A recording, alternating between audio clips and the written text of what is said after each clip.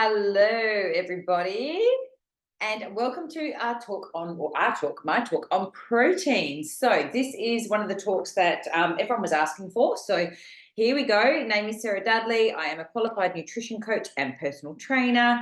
And yeah, very passionate about health and trying to get information out to you guys that is easy to understand and breaking it down for you. So, let's get into it. First of all, how much protein do we need? Good old Google these days, you can pretty much look it up and find whatever answer you want, really. There's a lot of opinions on the internet. Generally, you are looking at about, for maintenance, zero point 0.8 to 1 gram per kilo of body weight. That is for maintenance. I would suggest up to around 1.6 grams of protein per kilo.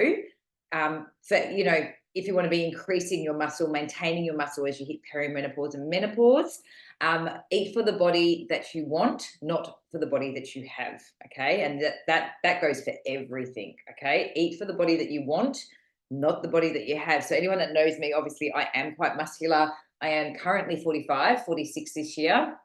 And I am doing a pretty good job of maintaining and increasing muscle while reducing body fat. People always say to me, "Oh, but you train so much," and I really don't. I do fit stop. I must admit, I was doing it 6 times a week. I'm probably down to 4 or 5 because I'm really trying to listen to my hormones and be in tune with my body. And I do walking and saunas, and yeah. So anyway, I don't train like a demon. I definitely don't. But I do eat a lot of protein. I'm very conscious of nutrition and eating correctly. So, why protein? There's a couple of reasons. Protein is going to keep you full. Okay. Protein is going to take about 3 to 4 hours for your body to break down, whereas things like a sugar or your simple carbs, like carbohydrate bars and things like that, will be broken down within about 15 minutes. Okay. Which means you then are going back to the pantry for more snacking. So, a perfect example, and this also relates to blood sugars slightly, is well, a lot, is if you were to just have an apple, all right, now that is going to spike your blood sugars. It's also sugar. I have no problem with fruit. I love fruit. I don't have a problem with sugar either. But I want you to understand if you just have a green apple or an apple, it's going to fill you up for about 40, 45 minutes, and then you're going to be back in the cupboard looking for more. If you were pairing that with something like an almond butter, a good fats and protein, it's going to stop the spike, okay, balance out the blood sugars, and it's also going to keep you fuller for longer. So you're better off looking at your food as to, is it going to spike your blood sugars and is it going to keep you full? Otherwise, that's when you're constantly back in the pantry, snacking on something else, handful of cereal, got some crackers, blah, blah, blah. You're better off just eating properly well balanced meals. And I am going to give you some ideas on that. How much should we have in one sitting? Generally, 20 to 25 grams is ample. There is nothing wrong with having more. It's excessive if you are trying to eat. I heard this guy talking about having like 100-gram steak, 100 grams of protein in a steak or whatever. He's probably going to end up quite constipated after that, to be perfectly honest. That's unnecessary. 20 to 25 grams is, yeah, as I said, absolutely ample. And if you're doing that every 3 to 4 hours, then you're really keeping your blood sugars nice and balanced as well. When should we eat it? When do we have our protein? Does it matter? What I'm going to say is there are some beneficial times to having it, especially first thing in the morning. But let's not make it too difficult. Let's just concentrate on getting the protein in. Okay. I think a confused mind says no. And there's just so much information. Then you think, am I doing it right? Should I even bother? Like, am I stuffing it up? And I think that's what's happened with health and nutrition. Like, really, it's about eating whole foods, balanced meals, and just stop overthinking it. Okay. I'm going to give you some examples. Just look at your food. When you're looking at your food, just think, is this making me healthier? Has it got a protein, some carbs, some fats, or is it just simple carbs and sugars? Okay. So that's what we're really avoiding, is the simple carbs and sugars on their own.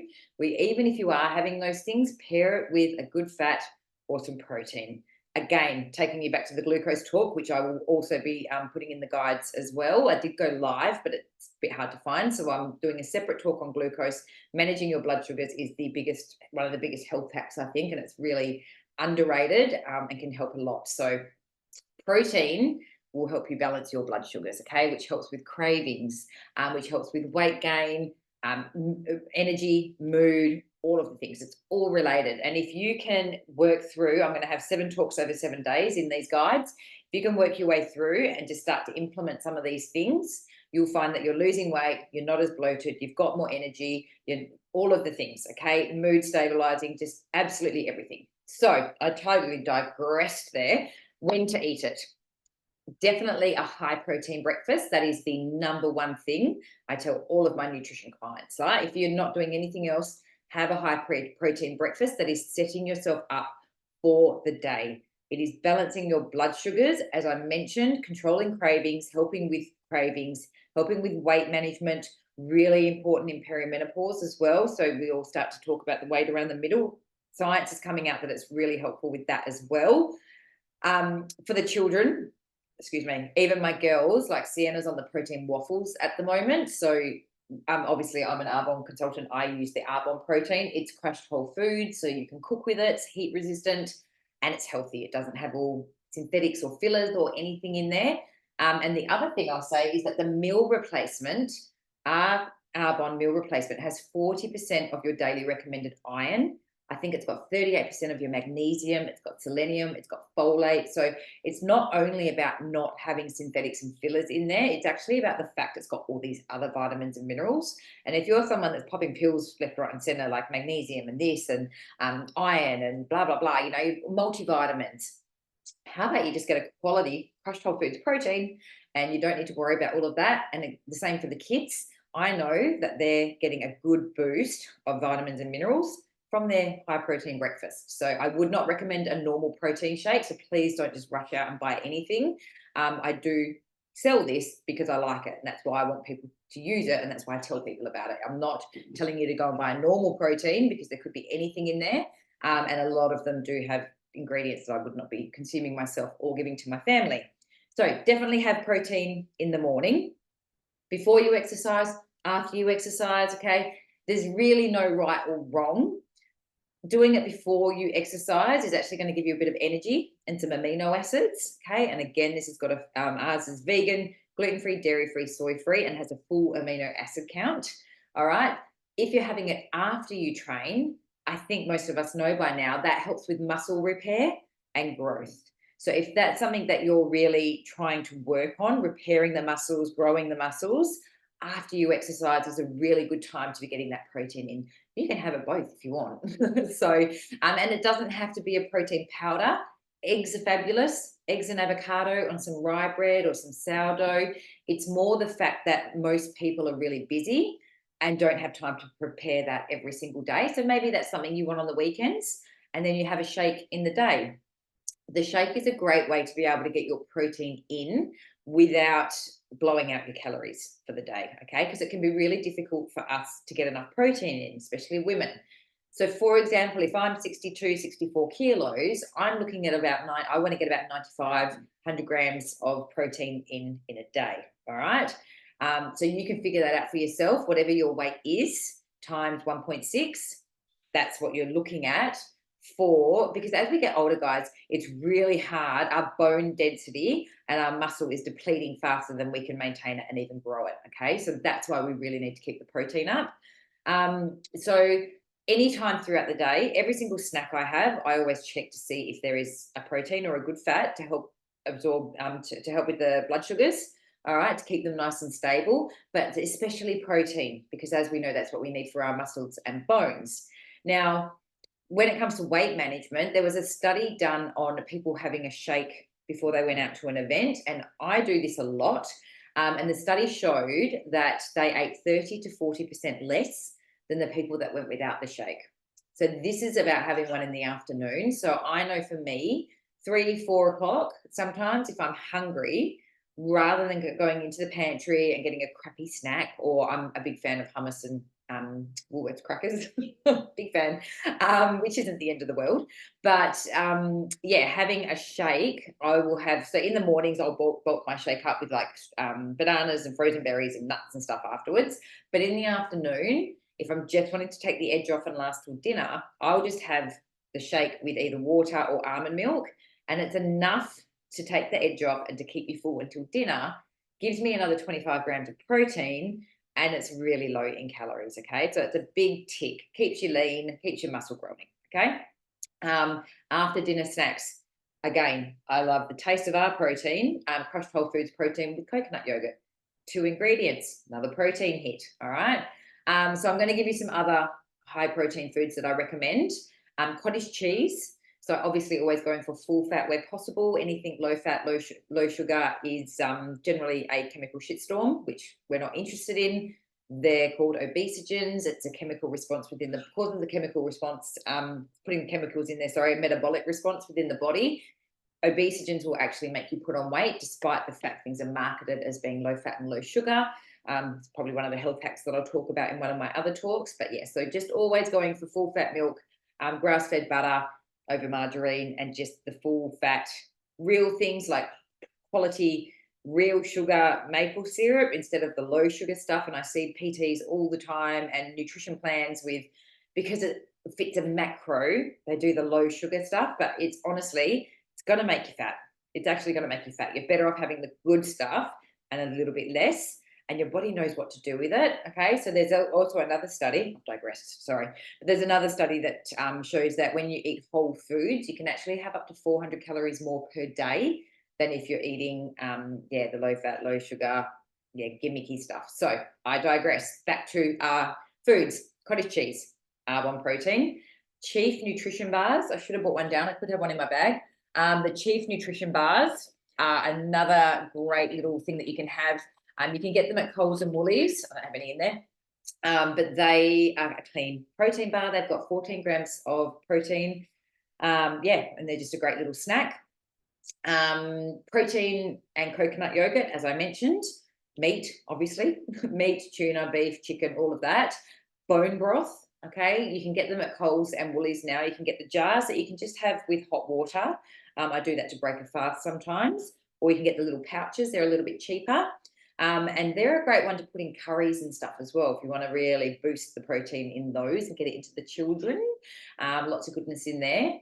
Making your own raw balls, high protein raw balls. Greek yogurt, if your stomach can handle dairy, Greek yogurt is another really high protein one. Lee's a big fan of that. Beef jerky is also obviously meat, dried meat, high protein. And look, there'd be loads of other ones. They were just some that came to mind. Avoid anything gimmicky. So avoid like your high protein bread, anything marketed to make you buy it, like even the YoPros. YoPros, look, depending on where you're at in your journey, they're not the end of the world, but they still have starches. They still have natural flavors, which natural flavors is a very broad term for put whatever the hell you want in here. Okay. There's quite a few things like that on labels where it is a broad term for about like fragrance on your skincare and beauty products. Fragrance means anything, there's like 1,000 things that can fall under that do not need to be disclosed. You're putting a whole lot of crap into your system. Yeah. That's why we don't have scented products in Arbonne. The high protein bread, all that kind of stuff is just gimmicky. You're going to pay more for it. And if you look at the label, I guarantee you'll see a lot of chemicals in there. So just stick to your real sources of protein. What else have we got? So whey protein. Look, there are definitely some other decent proteins. Whey is a byproduct of cheese making. It is the part that they throw away. It can be really inflammatory. As we age, sometimes we find that we do not tolerate dairy as well. And I'll put my hand up. I am one. Love my grass-fed butter. But in general, I don't eat a lot of cheese or anything. I have my nutritional yeast flakes, another form of protein. Red lentil pasta, actually, when you're having a pasta dish. Red lentil pasta is another high protein, and it actually tastes decent. Not a big fan. I know, Corinna, if you're watching, you like the chickpea one. It's floury. I don't like it. But the red lentil one actually tastes like pasta. So there's little swap outs that you can make. YoPro. Okay, so I'm going to give you an example of what a typical day could look like to have a high protein day. All right. So if you had a shake for breakfast, okay, looking at around 25 grams, then you had some rice cakes with avocado, cottage cheese, and tomato, around 25 grams of protein. Maybe you have a chicken salad with lunch. If you do 100 grams of chicken, 31 grams there. If you added in some edamame beans, okay, they've got about 11 grams. So you're looking at 42 grams there. Then in the afternoon, you guys might not eat as much as me. I eat a lot. In the afternoon, or eggs. Eggs are high in protein as well. You might have a Chief protein bar if you're on the go, or that's 14 grams. Or maybe you have a couple of eggs with some like Skinny Mixes mayo in lettuce cups. I love those, by the way. Eggs high in protein, 26 grams.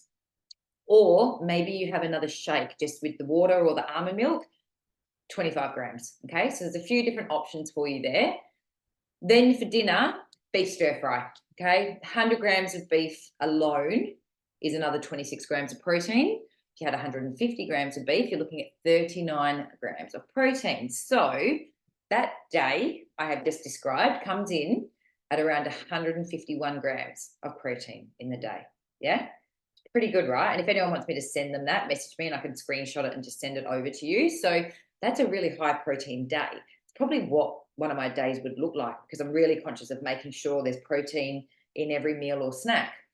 So I guess have a look at what you're eating in a day and what are some tweaks you could make to, oh, maybe if I put an egg in here or did this or got some protein bars. Don't go to normal protein bars, again, full of fillers and soy protein isolate and all the crap that's a hormone disruptor. I wouldn't touch most of the things down the supplements aisle in Kmart, Woolies, not Kmart, Woolworths, Coles, or a supplement shop. Okay. And that is why I do things like these talks, because there's a couple things that I would touch. The pretty much they've got what are they? The jelly bars as well. Oh my God. I've got it in my fridge. Anyway, I don't eat them a lot. They're okay. But the Chief protein bars are clean. So they are great. But most of the other stuff I wouldn't touch. And it's not about being perfect. Okay. So you're not going to every day be hitting 151 grams or 100 grams. But as long as you are trying consistently to keep it high, there will be days that you don't hit it, and that's absolutely fine, because no one is perfect and we're not trying to be perfect. We're just trying to assess what we can do to make ourselves feel a bit better and be stronger and age with some muscles and bones left, right? And not be frail and falling over and getting osteoporosis and all of the things, especially after perimenopause and menopause, because I will talk on hormones, but once you've hit menopause, you have tanked estrogen. You have to live the rest of your life without estrogen, progesterone, and half of your testosterone. Okay, so that's why it's so important that we're building up that muscle as much as we can to serve us in those later years. So what I would suggest is that you maybe keep a food diary. Maybe have a look at what you're currently eating. And then, because sometimes it's easier to look back and be like, oh, okay, well, if I just put an egg there or added some cottage cheese or did this, or maybe if I swapped like that that muesli bar I'm having in the afternoon, that Nature's Valley that I thought was healthy, if I swapped that for a Chief bar or coconut yogurt and protein or just an Arbonne shake, just one simple switch and you've just gained 25 grams of protein. So I think making conscious decisions is really, really helpful. Still make sure that we're eating really clean, okay? Avoiding the gimmicks. And I think that's pretty much it, guys. So it's just about being conscious. Yeah, like I said, keep a food diary. If you've got questions, please do message me privately. Hopefully that has helped a little bit. If there's anything else that you want from me on this subject, please let me know. But yeah, other than that, please do go and have a look at the rest of the talks. I've got quite a few, as I said, 7 topics over 7 days, which I did go live, but they were a bit hard to find. So I wanted to record these and put them in the guide so that easy access that you guys can have a look at and shoot me questions. All righty. Well, thank you for listening, watching, however you have done this. And like I said, ask me any questions and I will speak to you all soon.